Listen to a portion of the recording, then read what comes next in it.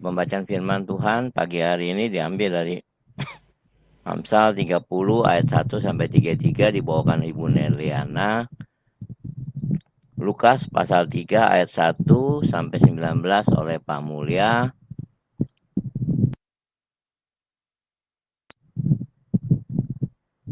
Pak Mulya, terus minta tolong Pak Awe lanjutkan Lukas pasal 3 ayat 20 sampai selesai ayat 38. Nah, untuk para lektorin bisa mempersiapkan diri. Kita akan berdoa dulu. Silakan Pak Meni. Terima kasih Pak Apeng. Kita satu dalam doa. Terima kasih Tuhan Yesus.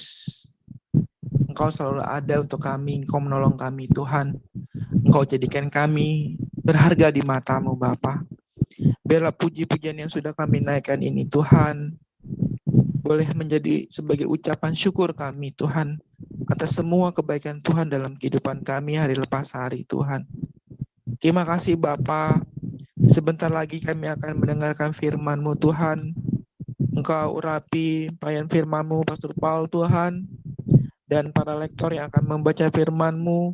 Biarlah firman-Mu ini Tuhan boleh menjadi kekuatan kami, tumbuh dengan subur dan berbuah Tuhan. Dan kami boleh melakukannya ke dalam kehidupan kami hari lepas hari, dan boleh menjadi rema dalam kehidupan kami Tuhan. Berkati kami Tuhan yang di Zoom maupun di live YouTube, bahkan yang akan mendengarkan siaran ulang ini Tuhan. Ampuni kami akan segala dosa dan pelanggaran kami Tuhan. Ini hidup kami Tuhan, kami menyerahkan segalanya dalam tangan Tuhan. Di dalam nama Tuhan Yesus Kristus yang adalah Tuhan dan Juru Selamat kami. Amin.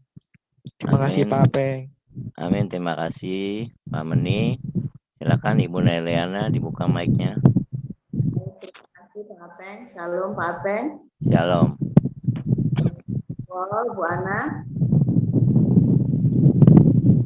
Shalom Bapak Ibu semua, saudaraku terkasih yang hadir ini di Zoom di chat. Baiklah, mari kita sama-sama baca firman Tuhan dari kitab Amsal 30 ayat 1 sampai 33. Demikian firman Tuhan. Perkataan aku Yahweh dari masa. Tuturkan orang itu. Aku berlelah-lelah ya Allah. Aku berlelah-lelah.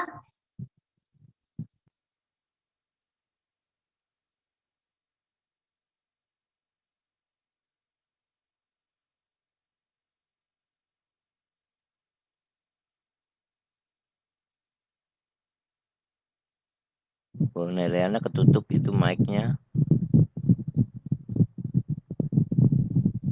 Ya, silakan lanjutkan. Juga tidak kupelajari hikmat, sehingga tidak dapat kukenal yang Maha Kudus. Siapakah yang naik ke sorga lalu turun? Siapakah yang telah mengumpulkan angin dalam genggamannya? Siapakah yang telah membungkus air dengan kain? Siapakah yang telah menetapkan segala ujung bumi? Siapa namanya? Dan siapa nama anaknya? Engkau tentu tahu. Semua firman Allah adalah murni. Ia adalah perisai bagi orang-orang yang berlindung padanya. Jangan menambahi firman-Nya, supaya engkau tidak ditegurnya dan dianggap pendusta. Dua hal aku mohon kepadamu. Jangan itu kau tolak sebelum aku mati, yakni jauhkanlah daripadaku kecurangan dan kebohongan. Jangan berikan kepadaku kemiskinan atau kekayaan.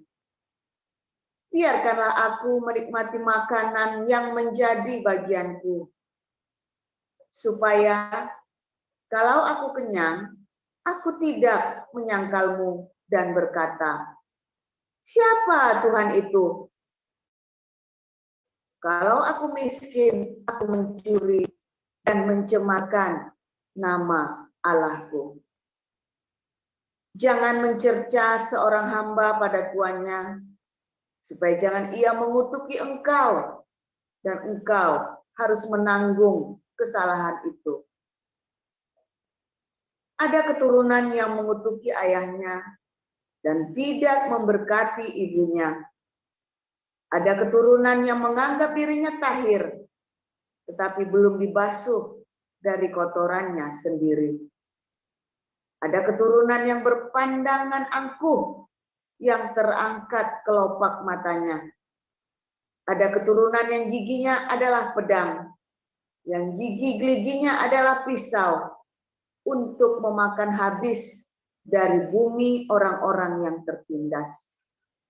Orang-orang yang miskin di antara manusia. Si lintah mempunyai 2 anak perempuan, untukku dan untukku. Ada 3 hal yang tak akan kenyang. Ada 4 hal yang tak pernah berkata cukup. Dunia orang mati dan rahim yang mandul, dan bumi yang tidak pernah puas dengan air, dan api yang tidak pernah berkata cukup. Mata yang mengolok-olok ayah dan enggan mendengarkan ibu akan dipatuk gagak lembah dan dimakan anak Raja Wali. Ada 3 hal yang mengherankan aku. Bahkan ada 4 hal yang tidak ku mengerti. Jalan Raja Wali di udara, jalan ular di atas cadas, jalan tengah laut, dan laki dengan seorang gadis. Inilah jalan perempuan yang berzina. Ia makan lalu menyeka mulutnya dan berkata, aku tidak berbuat jahat. Karena 3 hal bumi gemetar, bahkan karena 4 hal ia tidak dapat tahan. Karena seorang hamba, kalau ia menjadi raja, karena seorang bebal, kalau ia kekenyangan makan. Karena seorang wanita yang tidak disukai orang, kalau ia mendapat suami. Dan karena seorang hamba perempuan, kalau ia mendesak kedudukan nyonyanya. Ada 4 binatang yang terkecil di bumi, tetapi yang sangat cekatan. Semut, bangsa yang tidak kuat, tetapi yang menyediakan makanannya di musim panas. Pelanduk, bangsa yang lemah, tetapi yang membuat rumahnya di bukit batu. Belalang yang tidak mempunyai raja, namun semuanya berbaris dengan teratur. Yang dapat ditangkap dengan tangan, tetapi yang juga ada di istana raja.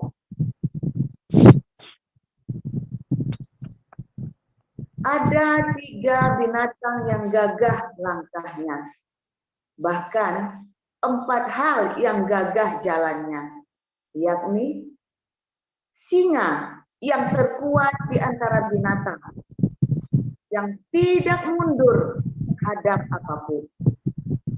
Ayam jantan yang angkuh atau kambing jantan. Dan seorang raja yang berjalan di depan rakyatnya. Bila engkau menyombongkan diri tanpa atau dengan berpikir, tetapkanlah tangan pada mulut. Sebab kalau susu ditekan, mentega dihasilkan. Dan kalau hidung ditekan, darah keluar.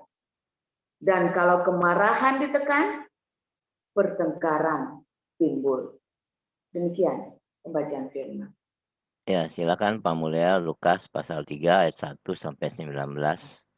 Ya, saya lanjutkan. Dalam tahun ke-15 dari pemerintahan Kaisar Tiberius, ketika Pontius Pilatus menjadi wali negeri Yudea dan Herodes raja wilayah Galilea, Filipus saudaranya, raja wilayah Iturea dan Trachonikis, dan Lisanias raja wilayah Abilene. Pada waktu Hanas dan Kayafas menjadi imam besar, datanglah firman Allah pada Yohanes, anak Zakaria, di padang gurun. Maka datanglah Yohanes ke seluruh daerah Yordan dan menyerukan, bertobatlah dan berilah dirimu dibaptis, dan Allah akan mengampuni dosamu. Seperti ada tertulis dalam kitab nubuat-nubuat Yesaya. Ada suara yang berseru-seru di padang gurun. Persiapkanlah jalan Tuhan. Luruskanlah jalan baginya. Setiap lembah akan ditimbun, dan setiap gunung dan bukit akan menjadi rata. Yang berliku-liku akan diluruskan. Yang berlekuk-lekuk akan diratakan. Dan semua orang akan melihat keselamatan yang dari Tuhan.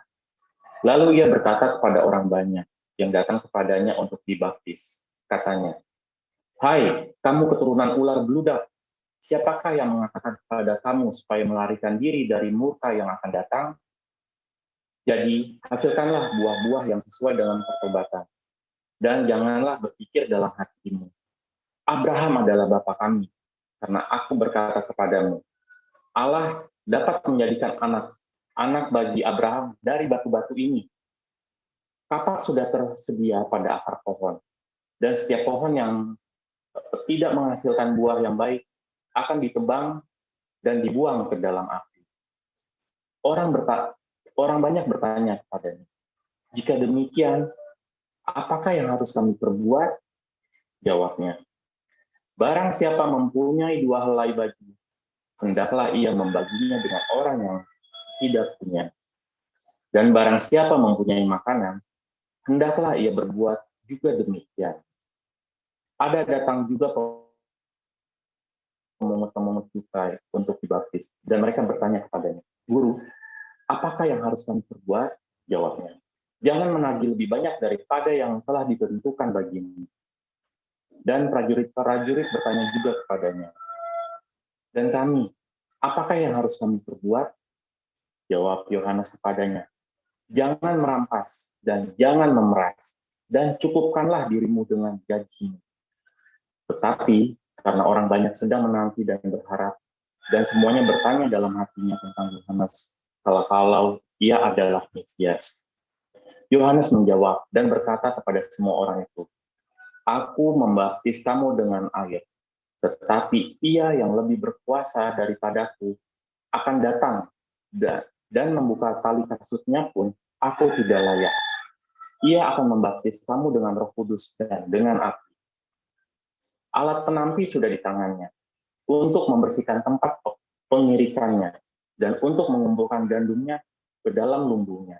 Tetapi debu jerami itu akan dibakarnya dalam api yang tidak terpadamkan." Dengan banyak nasihat lain, Yohanes memberitakan Injil kepada orang banyak. Akan tetapi setelah ia menegur raja wilayah Herodes karena peristiwa Herodias, istri saudaranya, dan karena segala kejahatan lain yang dilakukannya. Demikian. Saya akan meneruskan firman Tuhan. Raja itu menambah kejahatannya dengan memasukkan Yohanes ke dalam penjara.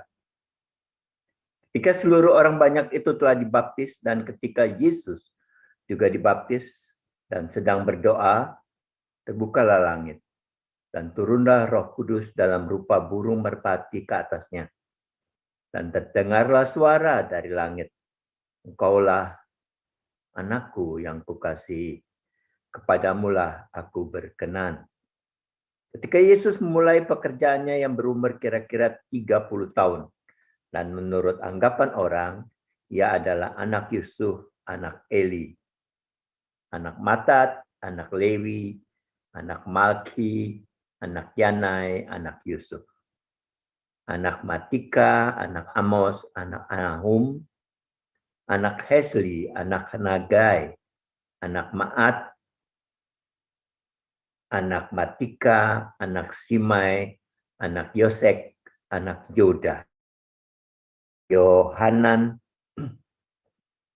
anak Resa, anak Jerubabel, anak Sialtiel, anak Neri, anak Malki, anak Adi, anak Kosam, anak Elmadam, anak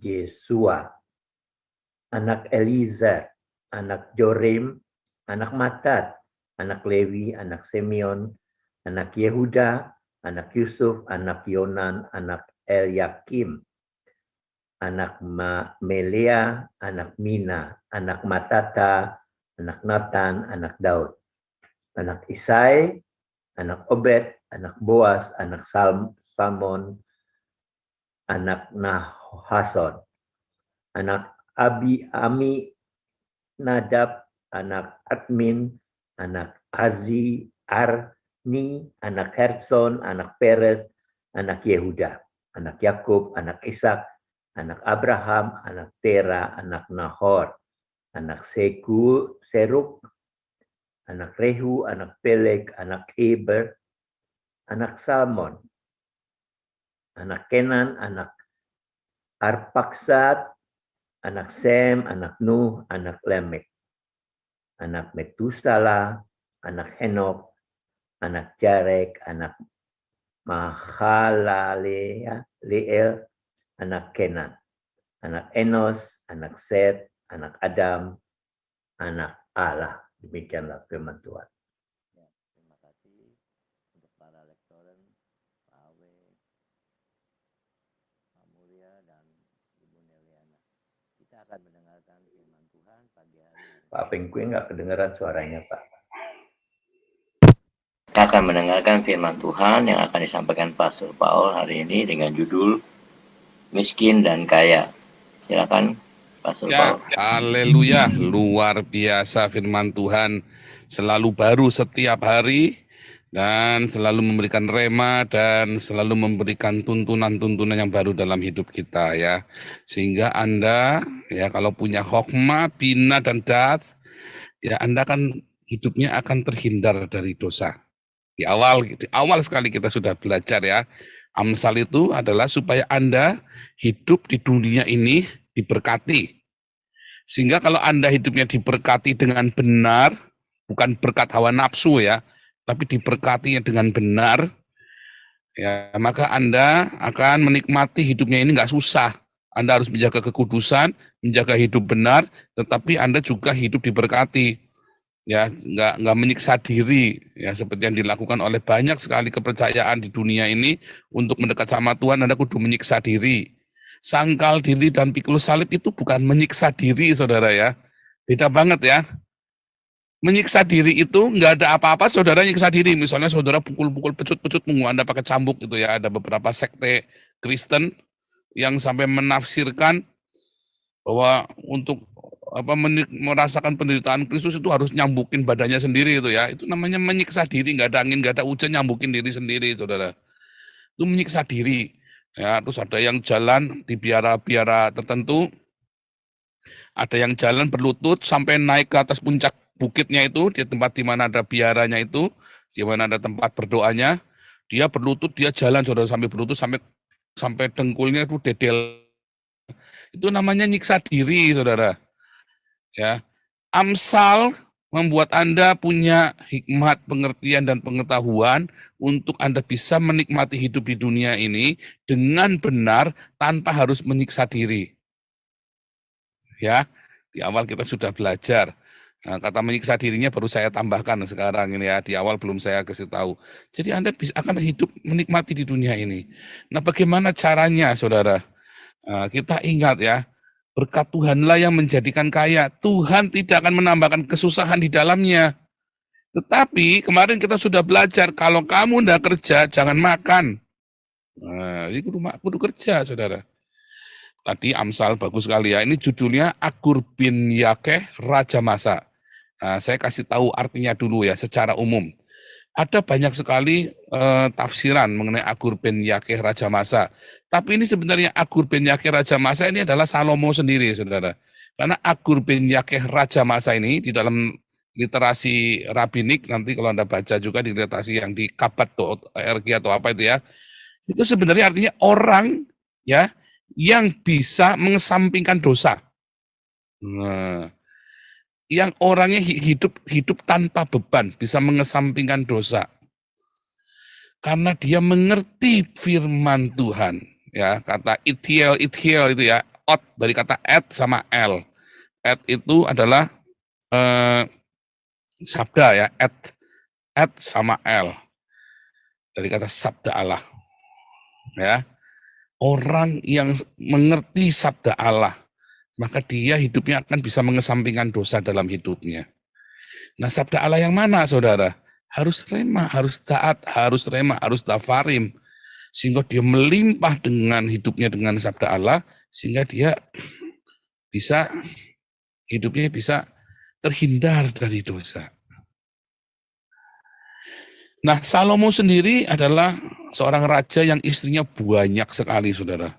Hidupnya dipenuhi dengan hawa nafsu. Tetapi apakah Salomo selamat? Selamat loh, saudara. Tetapi Salomo dicela oleh Yesus. Ya, dia selamat, tetapi hanya menyelamatkan dirinya sendiri. Makanya dicela oleh Yesus. Salomo dalam segala kemegahannya tidak berpakaian seindah, ya, tidak berpakaian seindah bunga bakung di ladang yang hari ini ada besok dibuang ke perapian. Selamat, selamat. Dia percaya, saudara. Dia hidup, ya, memuaskan dirinya dengan segala macam, nyaris. Tapi itulah yang namanya hidup di dalam batas garis benar salah, ya, tali sifat dikayosune, saudara. Salomo tuh lewati itu semua. Kalau yang saya bilang itu ya, kalau kolor itu ditarik 7 kali sampai dia ngerti batasnya di mana.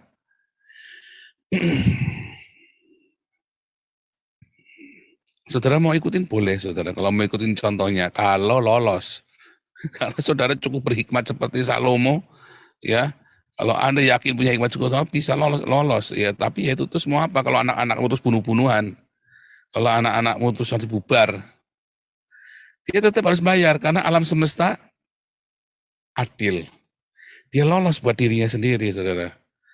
Ya kan? Tapi kan dia, nah, alam semesta itu adil, saudara. Keturunannya hancur, habis selesai semua di tangan dia. Semua kemuliaan Israel itu di tangan Salomo habis semua, hilang semua. Salomo mendapatkan semua kemuliaan itu dan di tangan dia habis semua, rontok semua. Di akhir hidupnya rontok semua. Dikatakan karena istrinya banyak. Makanya orang-orang, ya, dan dikatakan kuda-kudanya banyak, ya, jumlah kudanya banyak, istrinya banyak, emasnya banyak. Padahal Alkitab berkata seorang raja tidak boleh punya istri banyak, tidak boleh punya harta banyak, tidak boleh punya kuda banyak, supaya hatinya jangan nanti melekat kepadanya. Di Ulangan itu ya, Musa sudah mengingatkan, udah diingatkan seorang raja tidak boleh punya istri banyak, tidak boleh harta banyak, tidak boleh punya kuda banyak. Tapi Salomo dikatakan kudanya saja ada 40.000, kandang kudanya 4.000, saudara. Nah, dan dia punya macam-macam, saudara, lagi ya. Nah, itu yang kemudian hatinya kemudian dicondongkan. Tetapi kata Agur bin Yakeh Raja Masa ini juga artinya adalah aku punya istri banyak, tetapi aku tidak berbuat dosa. Gitu ya. Jadi ada dua penafsiran, adalah sebuah pembelaan Salomo, tetapi yang kedua sebetulnya artinya bagus ya. Karena agur, itu kata agur artinya orang yang mengumpulkan, orang yang mengkolektor ya, kolektor dari Amsal, itulah agur. Agur bin Yakeh itu adalah orang yang hidup tanpa dosa. Bukan tidak berdosa ya, tapi bisa mengesampingkan dosa. Ya, Raja Masa, sehingga hidupnya tanpa beban. Karena dia punya sabda Allah dalam hidupnya. Etiel itu ya. Nah, saudara, apa kesimpulannya di akhir hayatnya Salomo itu, saudara, Amsal 30 dan 31 ini kan. Nanti besok kita baca Lemuel, Raja Masa lagi ya. Ini Agur bin Yakeh. Nah, apa kesimpulannya Salomo, saudara? Jangan terlalu kaya, jangan terlalu miskin. Jangan ngomong, emang kamu sekaya apa ngomong jangan terlalu kaya. Salomo pernah mengalami kaya, tidak ada yang lebih kaya dari dia di seluruh dunia. Alkitab bilang begitu, mencatatnya ya kan. Kita harus percaya karena yang nyata cuma Alkitab. Siapa suruh orang Babel, orang Mesir, orang Jawa, orang Arab nggak nyata. Cuma orang Israel bahwa dia adalah raja paling kaya, lebih kaya daripada raja Babel, lebih kaya daripada raja Mesopotamia, lebih kaya dari raja Arab, lebih kaya daripada raja-raja di Ethiopia. Ya kan disebutkan dia paling kaya di zaman itu, saudara. Lebih kaya dari raja Mesir sekalipun. Nah, jadi ketika Salomo ngomong ya bahwa jangan terlalu kaya dan jangan terlalu miskin, itu dia ngomong itu dengan pengertian, nggak ngawur, saudara ya. Dia ngomong itu bukan ngaco, saudara. Nggak kayak saya nih kalau ngomong, "Dalah, kamu jangan jadi konglomerat, nanti hidupmu susah." Sebentar, Pak Paul pernah jadi konglomerat. Kan susah kan?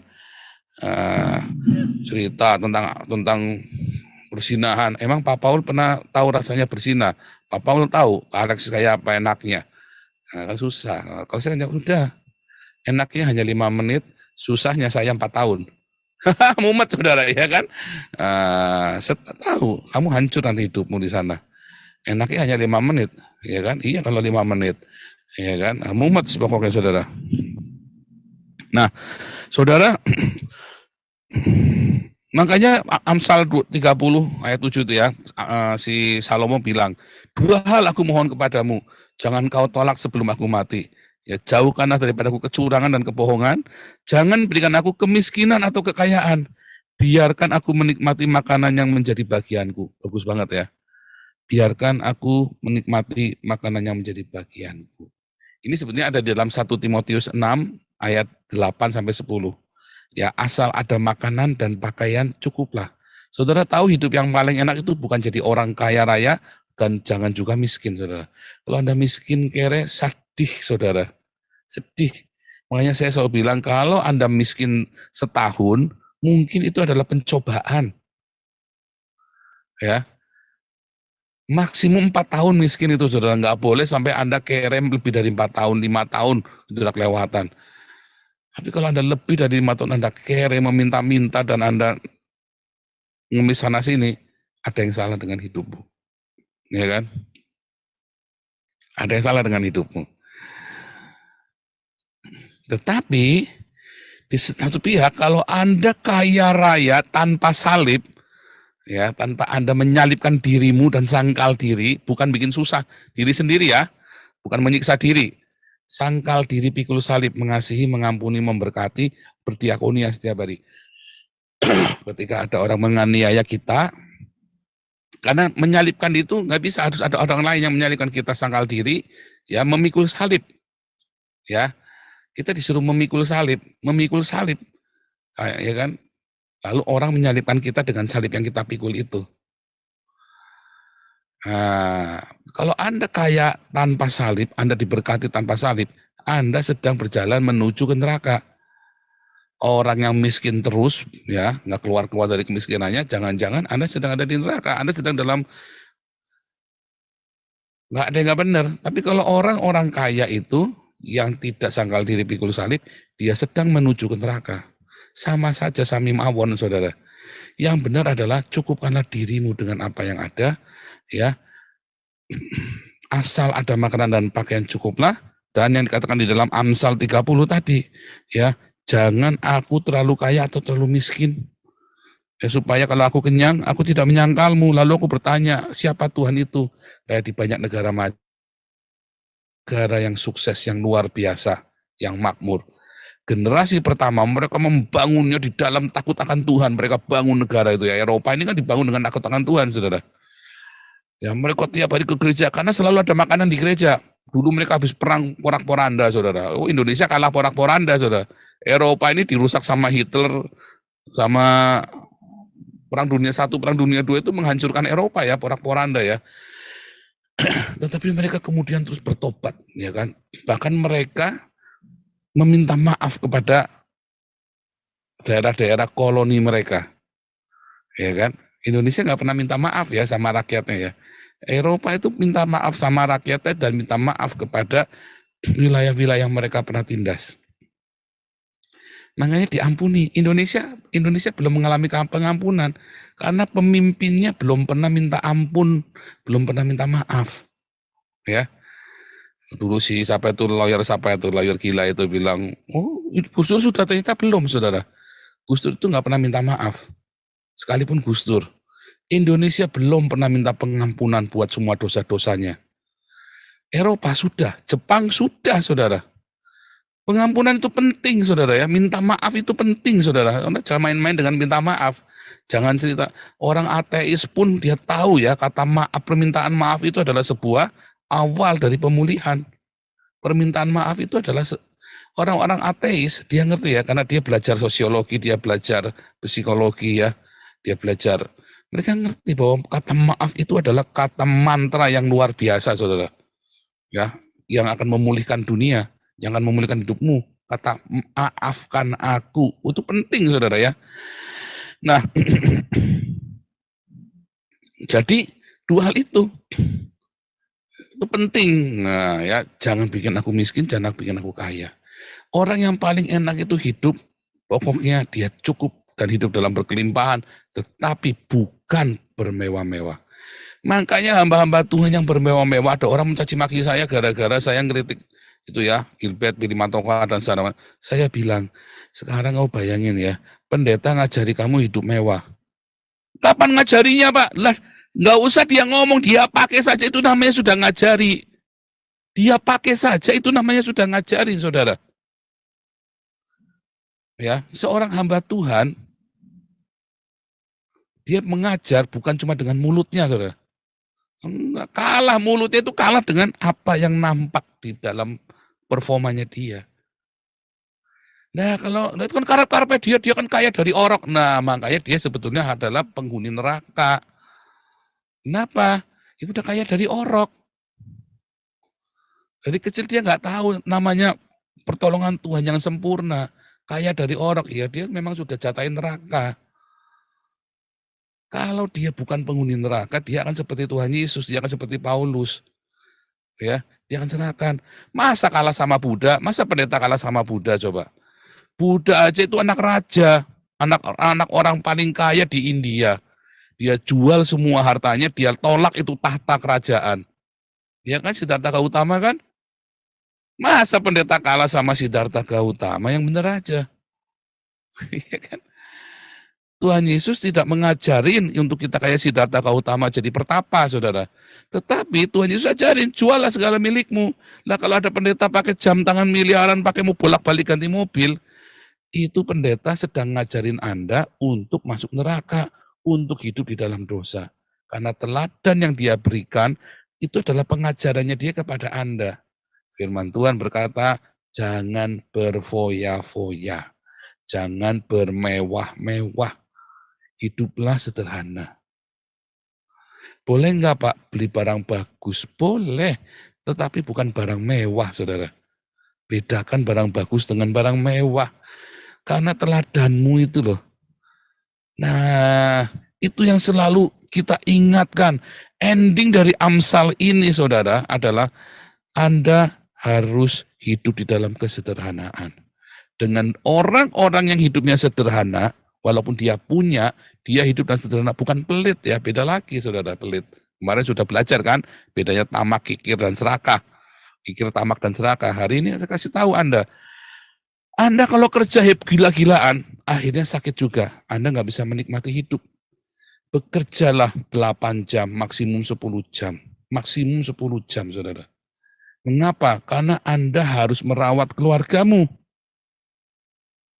Itu adalah investasi. Oh, kita kalah dong dengan saingan. Enggak apa-apa. Karena hidupmu cuman itu tadi yang ngejar, akhirnya apa? Tamak. Jadi tamak, mungkin Anda hidup benar, tapi tamak itu namanya tamak. Ya kan? Untukku dan untukku. Nah, itu semua ada semua ya di Amsal 30 itu ya. Jangan. Amsal bilang, jangan dikejar. Masalahnya, kalau gitu nggak usah kerja dong Pak. Yang penting kan makan hasil pakai, nanti kan ada damaris kasih makan. Masalahnya yang tidak bekerja jangan makan. Karena bekerja adalah ibadah. Kejadian 1 ayat 26 sampai 28, perintah Tuhan, kamu kudu kerja. Sekalipun kamu sudah dikasih makan, ya gereja mungkin, atau nanti embun pagi ada kasih makan kamu harus kerja. Kerja apapun, pokoknya kudu kerja. Harus kerja, tanganmu harus kerja, saudara. Hati-hati orang yang nggak bekerja. Hati-hati. Pak HW saja masih bekerja sampai sekarang, masih ngurusin tetek bengek. Masih kesel hati juga, udah kerja, udah pensiun, masih sama jemaatnya, saudara. Tetapi itulah pekerjaan. Walaupun sakit hati, walaupun mendem hati, jengkel. Itu contoh, saudara. Tetapi itu yang membuat umurnya panjang. Karena bekerja, karena ada sesuatu yang dihasilkan, saudara. Berkarya. Nah, itu penting ya. Wah, itu Anda kudu ngerti konsep itu. Tetapi ketika bekerja, jangan dengan ketamakan. Waduh, kerja dipanteng, saudara. Wah, saya pernah kerja tak panteng ya. Bukan karena tamak, karena sudah terlanjur, saudara. Cicilannya banyak. Jadi matanya mencicil, jadi malaikat saya. Dulu saya malaikat, ya. Sekarang saya nabi. Dulu malaikat, melek mangkat, saudara ya. Melek mangkat. Sekarang saya nabi, kan nabi ke-26. Dulu malaikat. Nah, tapi udah bertobat, udah nggak mau jadi malaikat lagi, saudara. Melek mangkat nggak enak, emang enak kalau melek mangkat. Ya untung anak saya nggak manggil om, coba. Kemarin cerita anak manggilnya om, pulangnya 8 bulan sekali baru pulang. Om siapa? Loh, mama mana dek? Mama lagi sama papa. Loh, kamu ini anak siapa? Bingung kan kamu coba. Nah, hati-hati ya saudara. Jangan bekerja sampai Anda sampai lupa anak istri, lupa suami, kerja terus anakmu tiba-tiba jadi bandar, kamu sudah kumpulin punya tabungan. Wah, saya punya tabungan 10 miliar nih. Haleluya, haleluya, saudara-saudara. Tuhan memberkati saya 10, tiba-tiba anaknya kena narkoba, Anda kudu bayar tuh 4 miliar tuh. Supaya jangan dipenjara 20 tahun kan. Bayar 4 miliar Anda di Polda. Dikira Anda bayar itu kalau mau lolos itu. Ya rehab 4 tahun aja deh. Ya, bayar 4 miliar, enak aja lu nggak bayar. Dasar anak saudara, baru kena, udah nggak jadi rehab. Ya ampuni pak, ampuni pak, ampuni pak. Setengah tahun kemudian kena lagi, karena ini bukan ekstasi saudara, heroin saudara. Waduh 1 kilo, mumet saudara, hukuman mati. Habis duitnya, anaknya mati. Nggak mati di penjara, matinya overdosis. Habis duitmu, habis hartamu, habis anakmu. Terus kamu kerja, terus apa? Sia-sia semua. Oh banyak ya. Anda jangan ngomong nggak ada, banyak saudara. Makanya akhirnya ada orang tua yang tega, mati nong penjara. Percuma ditolongin udah kena narkoba. Dia lebih cinta hartanya. Sebab ditolongin pun akan habis. Toh akhirnya anaknya mati. Matinya mati overdosis. Nggak ketolong. Ya kan? Akhirnya anaknya bisa survive. Dia jadi bandar narkoba di penjara. Dia bisa keluar dari penjara. Dia benci dengan papanya. Jadi penjahat, terus itu lingkaran setan. Itulah makanya si Agur Ben Yakit itu ngomong, kamu pengen kamu lepas dari dosa, kamu ingin kamu hidupnya benar, kamu ingin kamu hidupnya tenang, kamu harus punya firman Tuhan, kamu harus kumpulkan Amsal ini, hidup dengan hikmah ini. Makanya baca Amsal tiap hari 1 pasal. Hari tanggal 1 pasal 1, tanggal 2 pasal 2, tanggal 3 pasal 3, tanggal 10 pasal 10. Tanggal 30 kamu boleh baca 2 pasal. Kalau bulan Februari tanggalnya cuma 28, kamu langsung baca sampai pasal 31. Ya. Setelah baca yang lainnya Anda baca Amsal. Dan Anda lakukan. Nanti Anda punya rema. Ada dafarim di situ, saudara. Indah kan? Indah, saudara. Makanya tadi Yohanes ngomel-ngomelin orang-orang Farisi ahli Taurat. Ular beludak kamu ngajari nggak benar. Ya kan kayak saya ngomel-ngomelin itu kan. Barang mewah yang hidupnya pakai bermewah. Oh bukannya pendeta tidak boleh kaya. Tapi nggak boleh hidup mewah. Walaupun dia kaya dari orang, nggak urusan. Kamu udah mau jadi hamba Tuhan. Badanmu itu sudah khotbah. Penampilanmu itu adalah khotbahmu, saudara. Nih kalau kamu percaya Yesus, kamu akan pakai Rolex 4 miliar. Nah itu matilah kau di dalam. Polisi kalap, saudara. Kayak Sambo barang, akhirnya kalap, saudara kan. Orang Kristen, coba yang masuk itu. Orang Kristen semua, saudara yang mumet semua. Pejabat-pejabat Kristen pada masuk, kenapa pendetanya kalap, saudara? Jemaatnya kalah, pendetanya ngasih contohnya bermewah-mewah, pakai Rolls Royce segala macam, pakai Ferrari, pakai Porsche. Jemaatnya tambah edan, saudara. Nah, teladanilah saya seperti saya meneladani Kristus hidupnya. Ya kan? Paulus bilang, asal ada makanan dan pakaian cukup. Bahkan kalau bisa, sisanya itu dibagikan, saudara. Bukan buat ngutangin orang, ada orang mau ngutang sama saya, ya maksa ya. Kamu dulu saya tolong, sekarang saya mau utangin kamu. Saya dalam hati saya juga nggak pernah minta tolong sama kamu. Saya kan bilang sama saudara, saya masuk Eropa, saya tidak pernah minta-minta uang sama orang. Tapi kalau ada orang ngasih, saya terima. Tapi terus ada orang nagih, saya nyaris ngomong, udah, kamu ngasih saya berapa tak ganti nih. Nyaris saya mau ngomong begitu. Cuman tadi Roh Kudus bilang, ya bukan masalah kamu mau ganti dia, tapi kamu harus rendah hati. Dia mencaci maki kamu. Saya sudah bilang, saya sudah nasihati orang ini, jangan pernah dia ditipu sama temennya, temennya punya dosa, sudah punya utang sama orang, dia membayari utangnya. Amsal bilang apa? Jangan menjadi penanggung sesamamu. Saya ngomong, enggak. Saya sudah jelaskan panjang lebar, jangan. Tapi nanti nama saya yang busuk, enggak, tak jamin enggak. Kamu kan tinggal di Eropa lebih lama dari saya, kamu tahu hukum Eropa, bahkan kamu pilot aja bisa ditanggung negara kok. Saya bilang, tapi kan begini, enggak, jangan. Marah-marah ya, pagi-pagi marah-marah sama saya, terus saya bilang, kalau kamu hutang, saya tidak akan kasih.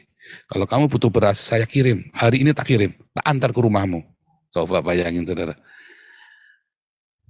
Itu Anda kudu ngerti, ketika Anda punya berlimpah, Anda jangan sok-sokan terus, siapa mau utang? Oh jangan.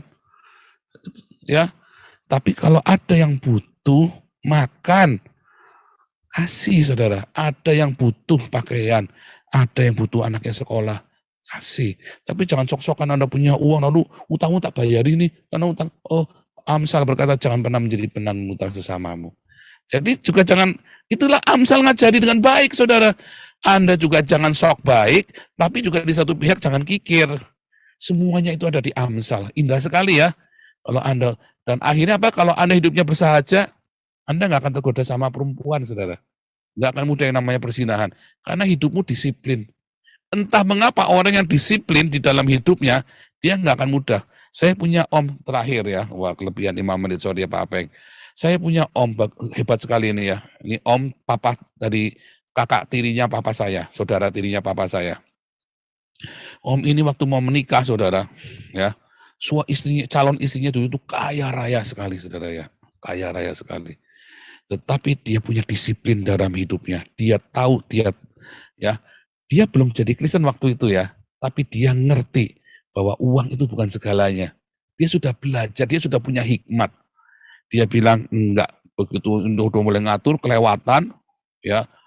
Dia bilang enggak. Disiplin saudara, dia bisa tahu kapan ngomong enggak, dia punya prinsip-prinsip yang sebenarnya dari firman Tuhan, tanpa dia sadari saudara. Dia tidak bergantung kepada kekayaan, dia akan hidup sederhana. Saya bilang, hidup sederhana. Oh enggak mau, saya malu nanti kalau pakai, ya sudah kita pikirkan dulu, pokoknya kita hidup sederhana. Udah kita nggak usah menikah, ya udah nggak usah menikah. Pokoknya kita mau hidup sederhana. Hebat sekali, sampai sekarang hidupnya sederhana, saudara. Dan dia pernah, waktu saya kuliah, pernah dia support saya, pernah support, pernah membantu uang kuliah saya. Tapi orang ini saya lihat stabil, anak-anaknya juga bagus. Sampai hari ini hidupnya lancar-lancar. Kenapa, saudara? Orang yang disiplin di dalam kehidupannya itu, dia nggak akan mudah jatuh dalam persinahan. Nggak selodeh hidupnya itu loh. Ya, Tuhan Yesus memberkati. Silakan Pak Peng.